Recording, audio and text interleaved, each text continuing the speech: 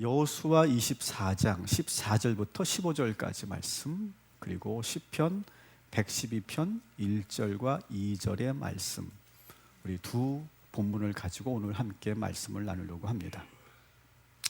오늘은 설 명절이면서 주일이 있는 그런 날입니다. 그래서 아마 우리 가족 여러분들도 이 명절 스케줄을 짤 때 아주 많이 복잡하셨을 것 같아요. 중간에 딱 주일이 껴 있으니까.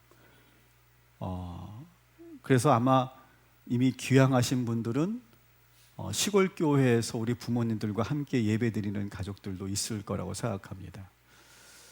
저도 시골 교회에서 목회할 때 제일 좋았던 때가 언제냐면 명절이었어요. 평소에는 한 4명 같이 예배 드렸거든요. 명절만 되면 한 30명이 옵니다. 그 가족들이 이제 부모님 뵈러 오셨다가 이제 교회 오는 거예요. 그러면요, 얼마나 신나는지 몰라요.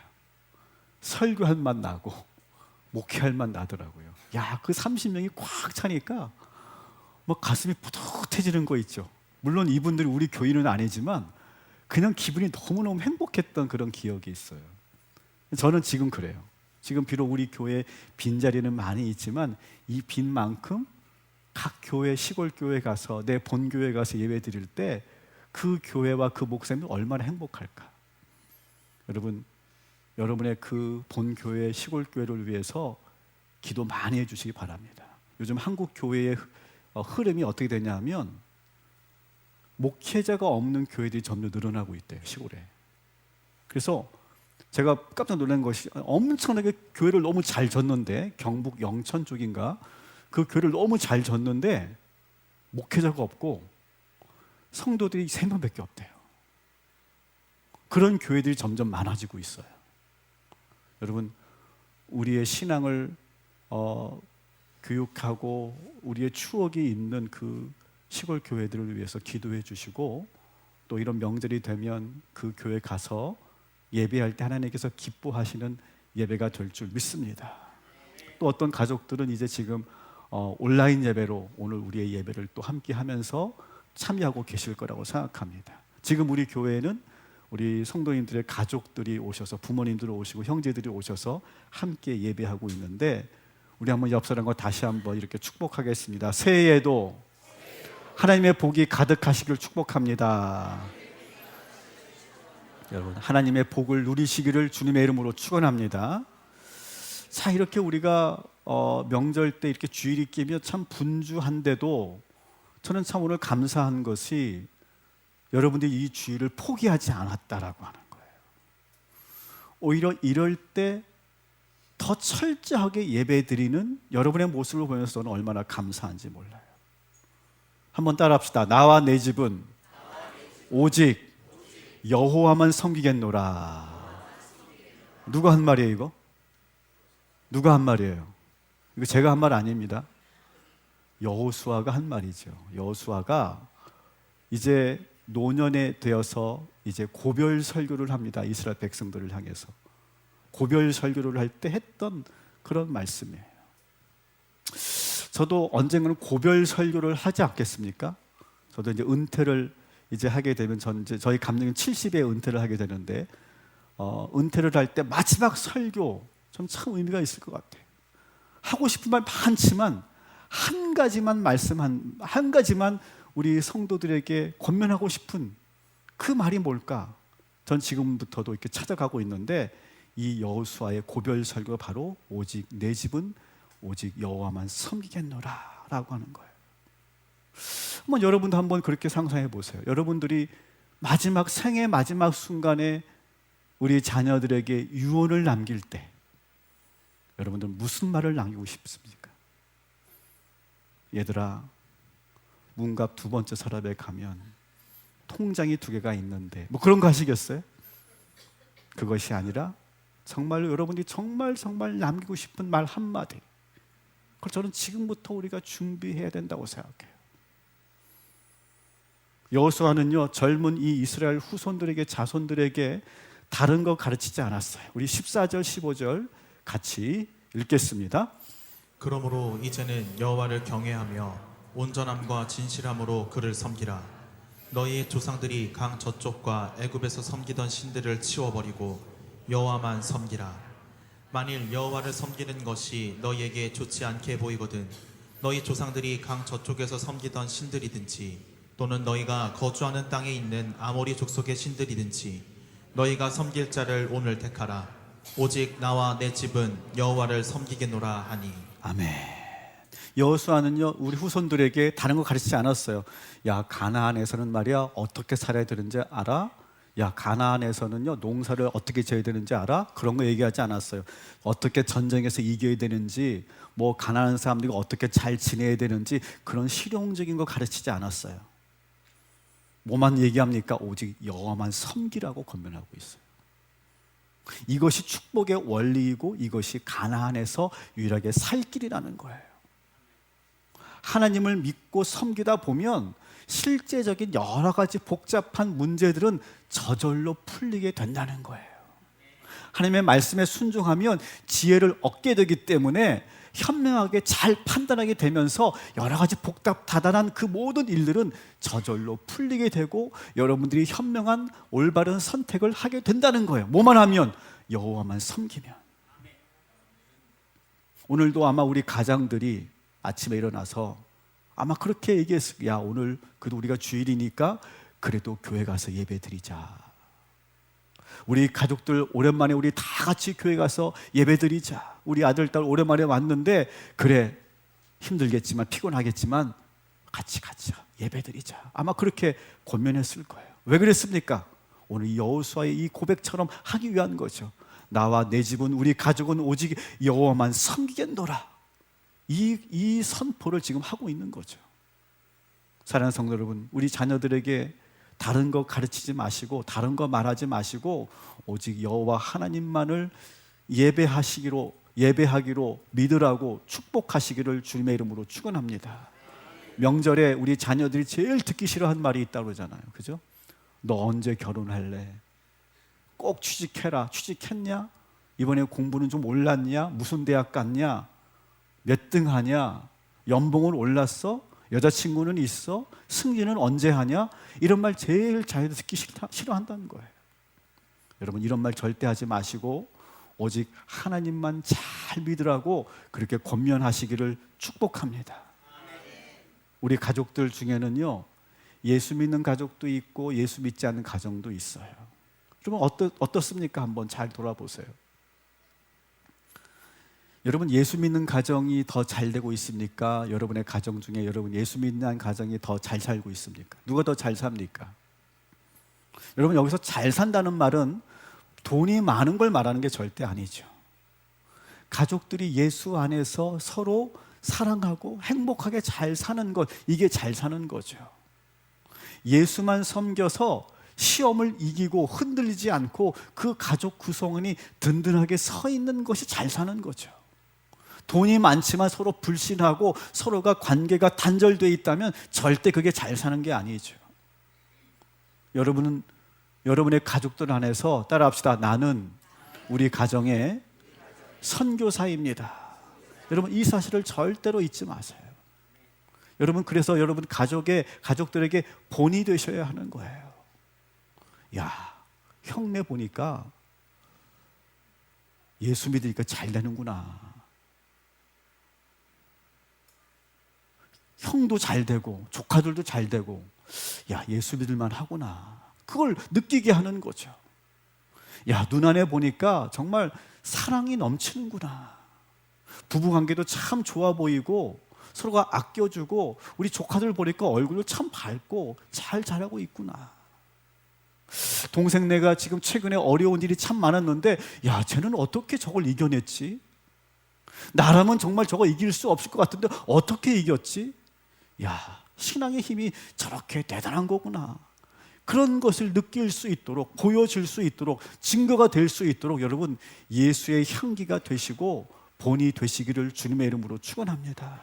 그리고 여러분 선포하십시오. 아버지, 어머니, 형들, 누나들, 저는요 오직 예수만 섬길 거예요. 여러분, 그렇게 무언으로, 삶으로, 향기로 그렇게 보여주시는 우리 가족들 되시기를 축복합니다. 그리고 이렇게 여호수아처럼 선포하는 거예요. 여호수아는요 강요하지 않습니다. 너희들 스스로 선택하라고 말하고 있죠. 우리 15절 다시 한번 읽어보도록 하겠습니다. 만일 여호와를 섬기는 것이 너희에게 좋지 않게 보이거든 너희 조상들이 강 저쪽에서 섬기던 신들이든지 또는 너희가 거주하는 땅에 있는 아모리 족속의 신들이든지 너희가 섬길 자를 오늘 택하라. 오직 나와 내 집은 여호와를 섬기겠노라 하니. 아멘. 강요하지 않아요. 너희들이 택해봐라. 너희들이 한번 잘 관찰해봐라. 하나님을 섬기는 자들이 잘 되는지, 다른 신을 섬기는 자들이 잘 되든지, 하나님 없이 신앙 없이 사는 사람이 잘 되는지 너희들이 잘 관찰해보고 선택해봐라. 여호수아는 아주 자신 있게 말하고 있죠. 여러분도 자신 있게 우리가 믿는 하나님, 나의 신앙을 여러분 선포하시기 바랍니다. 나와 내 집은 오직 여호와만 섬길 것이다. 사랑하는 성도 여러분, 우리 가족들에게, 우리 자녀들에게 자신 있게 이렇게 선포할 수 있는 그런 영적인 부모들 되시기를 주님의 이름으로 축원합니다. 명절이 되면 우리 가족들이 함께 모여서 예배할 때마다 가장 많이 부르는 찬송이 있죠. 그게 뭡니까? 사철의 봄바람 불어있고 라고 하는 찬송이에요. 559장인데요 저는 모태신앙이기 때문에 이 찬양을 정말 수백 번은 부른 것 같아요. 아니 수천 번도 불렀던 것 같아요. 모일 때마다, 가정예배 드릴 때마다, 명절 때마다 항상 이 찬양을 불렀어요. 근데 어느 날은 제가 이 찬양을 부르면서 왜 맨날 이 찬양을 부르는 거야, 이렇게 좀 지겨워질 때도 있었어요. 솔직히 아니 좀 다른 찬양 없나? 이렇게 생각하면 제가 펼쳐봤어요. 가정에 관련된 찬양이 우리 찬송가 6곡이나 있더라고. 근데 출창 이것만 부르네. 다른 곡을 부르면 좋겠는데, 근데 제가 봐 5곡은요 저도 모르겠어요. 한 번도 안 불러본 노래들이에요. 이것만 부르는 거야, 이것만. 근데 생각이 좀 바뀌었어요.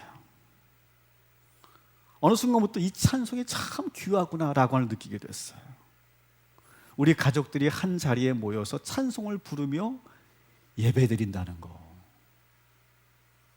이거 참 귀한 일이더라고요.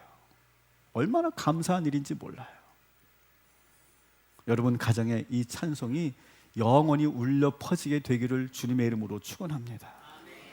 같이 온 가족이 함께 모여서 이렇게 예배하고 찬양하는 일, 이게 정말 감사한 일인 거예요.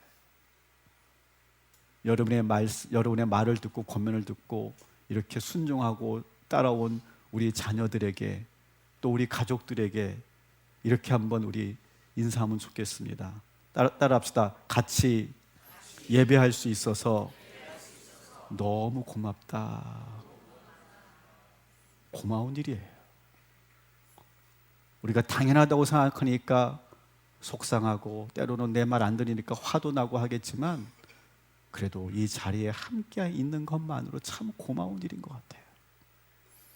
여러분 그런 고마움과 감사한 마음으로 예수만 섬기고 이렇게 예배하시기를 주님의 이름으로 축원합니다. 한번 여러분 559장을 한번 펼쳐봐 주세요. 이 찬송가는 제가 새벽 예배 때마다 계속 여러분들에게 말씀드리고 있으니까 잘 아실 텐데, 찬송가 구조가 이렇게 되어 있죠. 제목 바로 밑에는 주제 성구가 있습니다. 주제 성구를 보니까 시편 112편 1절 2절이 되어 있어요. 이 찬송은 이 시편 112편 1절 2절과 오늘 우리가 함께 먼저 보았던 여호수아 24장 15절 말씀을 근거로 해서 쓰여진 시다라고 하는 것을 우리가 알 수 있죠. 나와 내 집은 오직 여호와만 섬기겠노라, 이 구절에서 예수만 섬기는 우리 집, 이런 가사가 나왔어요. 그리고 예수만 섬기고 여호와만 섬긴다는 것이 과연 무엇인가를 구체적으로 보여주는 것이 시편 112편이에요. 우리 시편 112편 1절 함께 같이 읽겠습니다.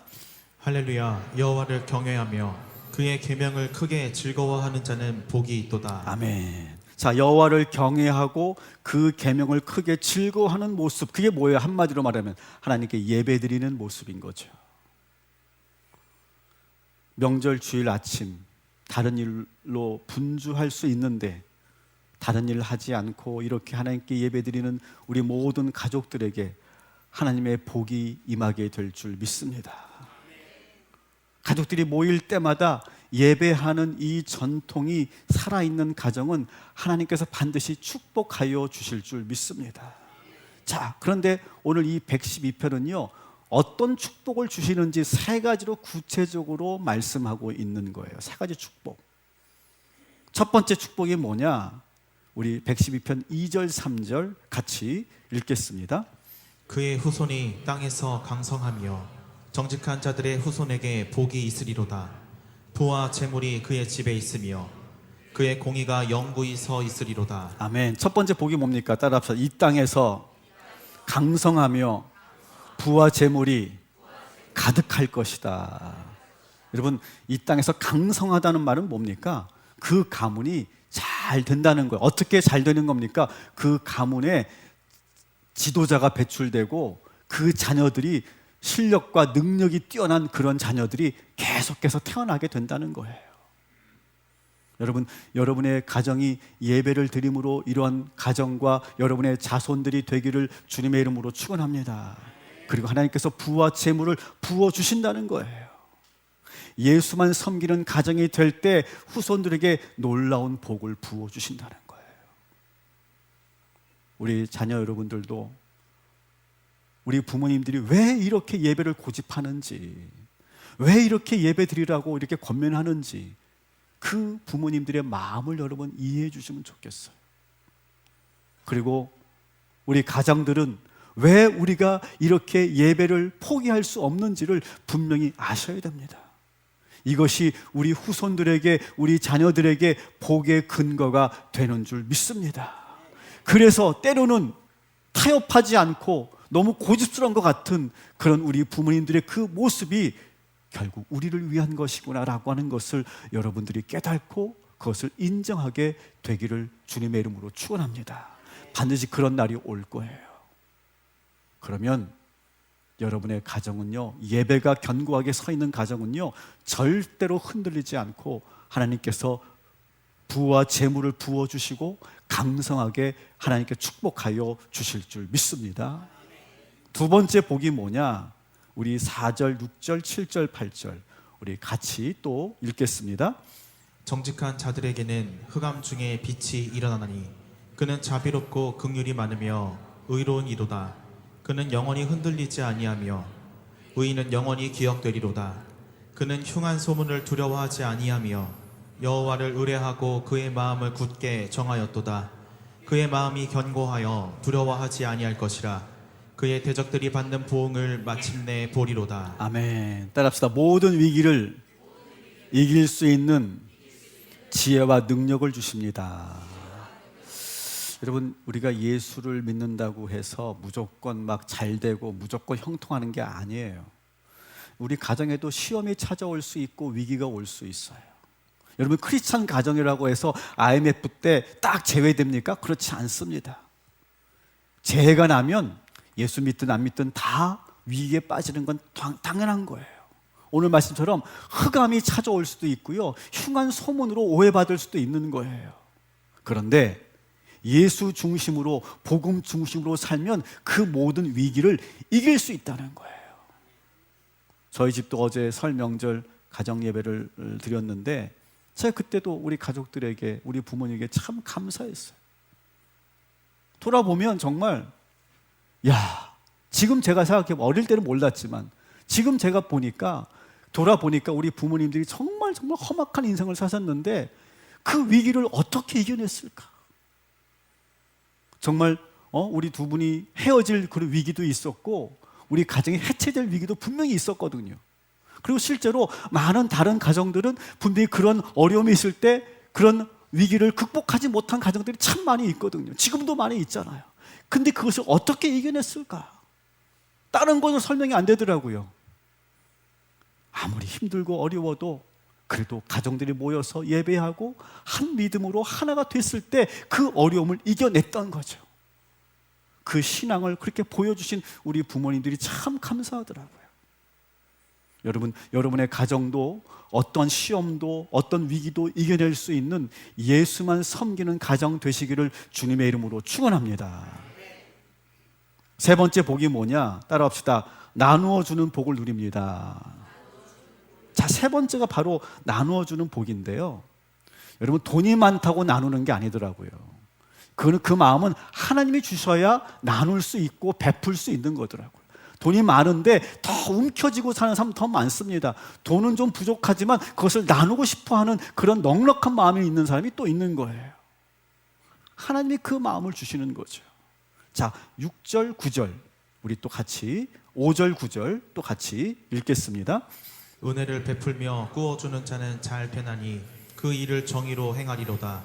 그가 재물을 흩어 빈궁한 자들에게 주었으니 그의 의가 영구히 있고 그의 뿔이 영광 중에 들리리로다. 아멘. 여러분, 나누는 복을 누리시기를 주님의 이름으로 축원합니다. 중요한 것은 나누고 베풀어도 자기의 재물을 흩어서 가난한 사람에 나눠 주어도 더 잘 된대요. 오히려 마르지 않는다는 거예요.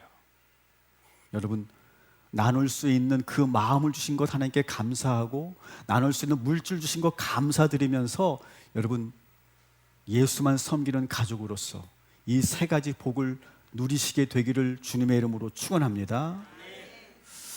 저는 최근에 여러분도 느끼시겠지만 저는 최근에 찬송가에 관련된 역사 자료들을 이렇게 공부하고 있거든요.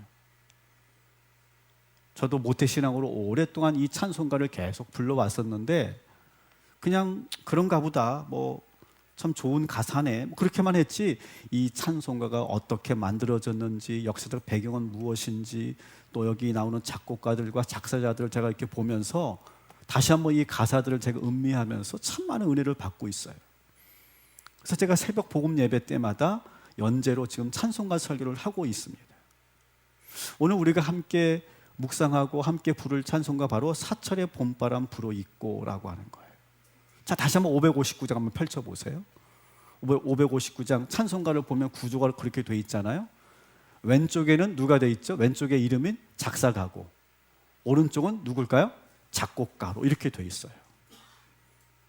자, 그러면 이 찬송가의 작사가는 누구죠? 작사가는 누구죠? 작사가는 누구예요? 전영택. 반응이 없어가지고 대답을 안 해서가지고 제가. 작곡가는 누구시죠? 구두회 이렇게 돼 있어요. 1967년도에 만들어진 그런 찬송입니다. 먼저 작곡가 구두회 선생님을 좀 소개한다면 이 구두회 선생님은 우리 감리교회의 장로님이세요.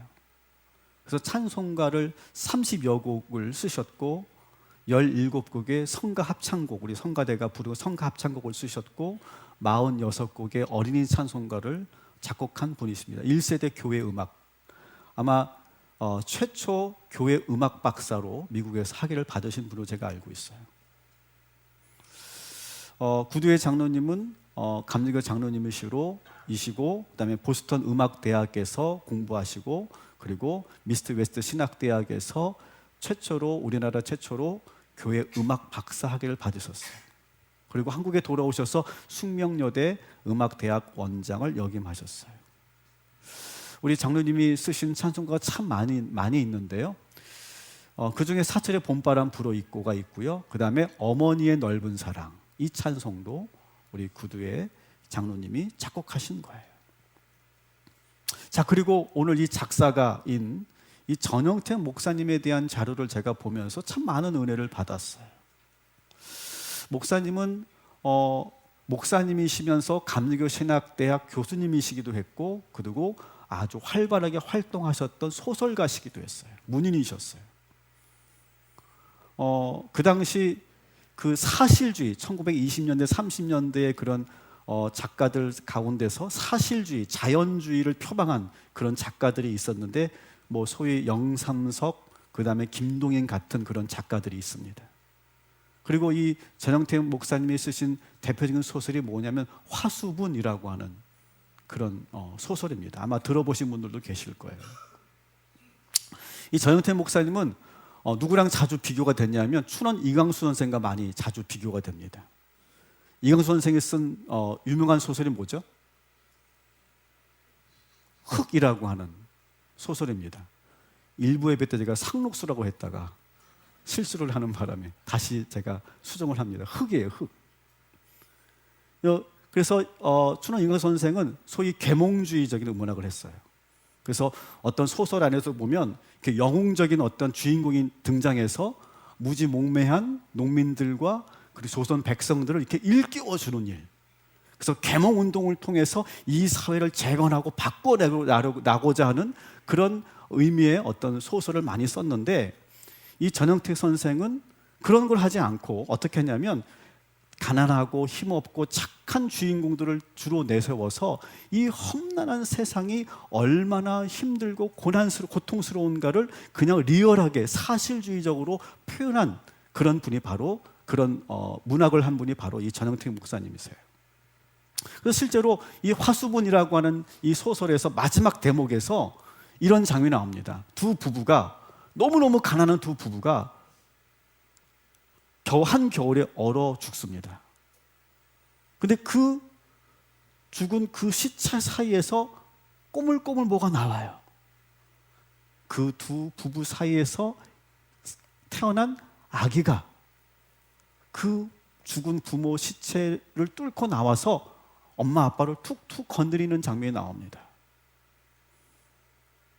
근데 여기서 이 작가는요, 냉철한 관찰자의 자세를 고수하고 있을 뿐이지 거기서 뭔가 막 설명을 하거나 왜 이 사회가 이렇게 되었는지 막 분개하거나 이렇게 돼야 된다라고 뭐가 계몽하거나 그러지 않고 그냥 있는 현실을 그대로 냉철하게 보여주는 것으로 이 소설이 끝납니다.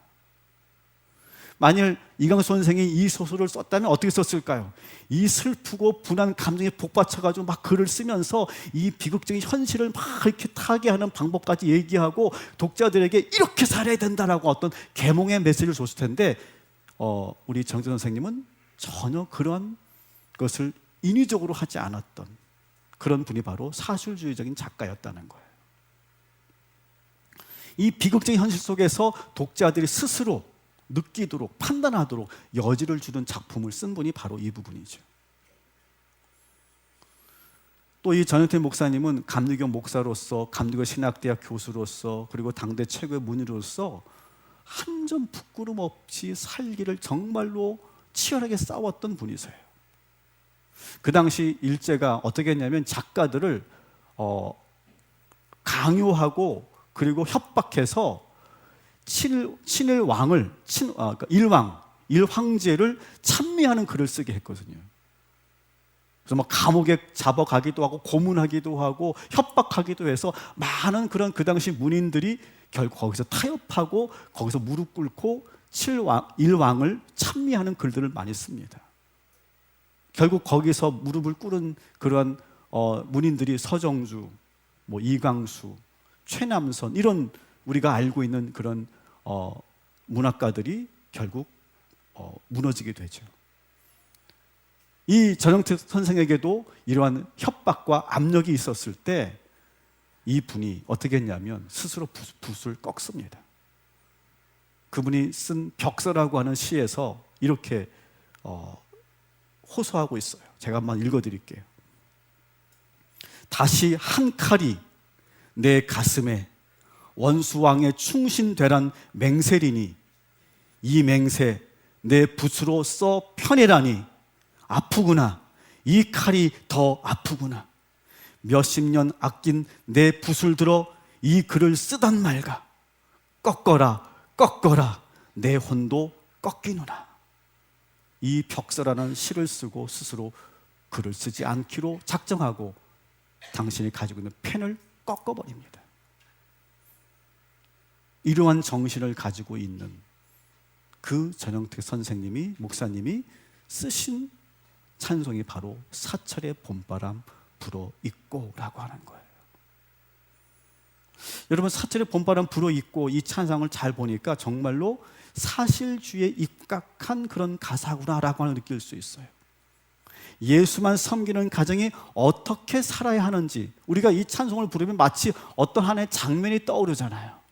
한 상에 둘러 앉아서 우리 가족들이 먹고 마시면서 함께 행복해하는 모습.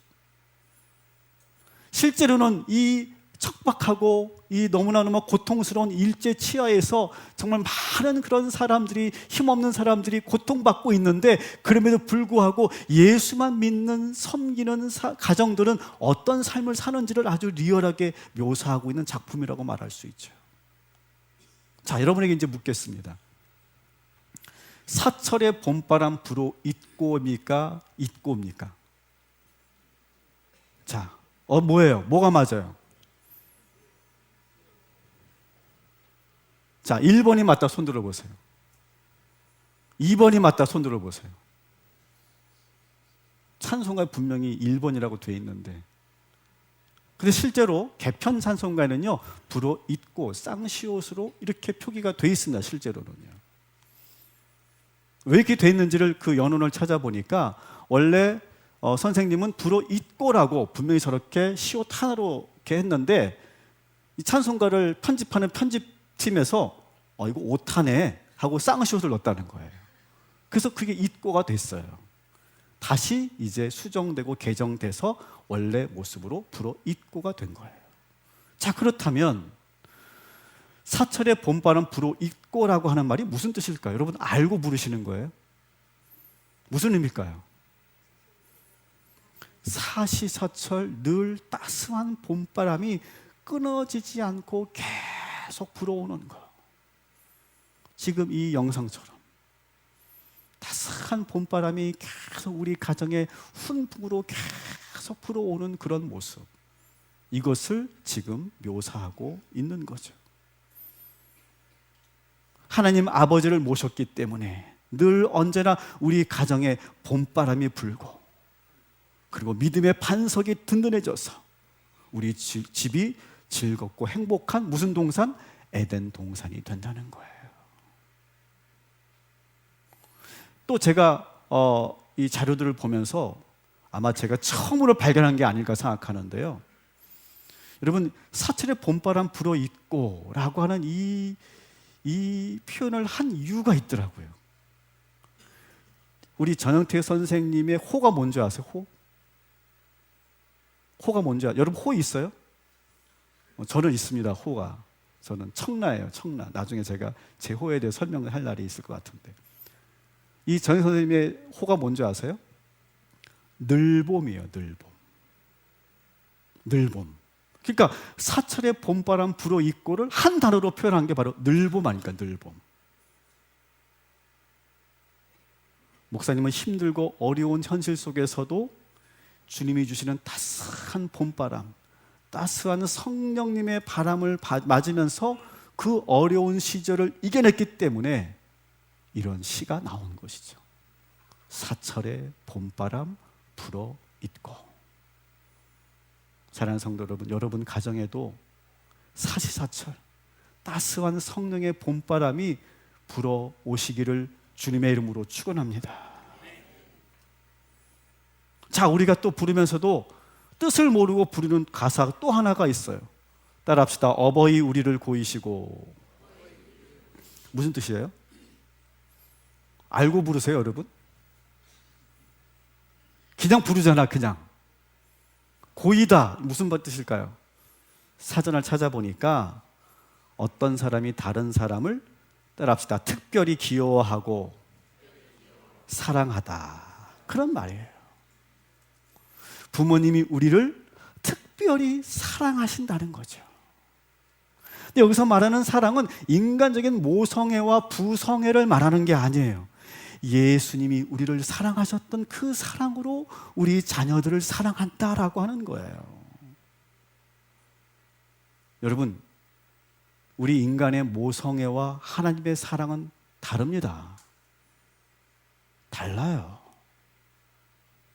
우리 모성애와 우리 부성애는요, 때론 바뀝니다. 흔들립니다. 연약합니다. 오늘 여기서 말하는 부모님의 고이시는 이 사랑은 예수님의 사랑으로 우리 자녀를 사랑하는 거예요. 사랑하는 성도 여러분, 예수님의 사랑으로 우리 자녀들을 예수님처럼 사랑하시기를 주님의 이름으로 축원합니다.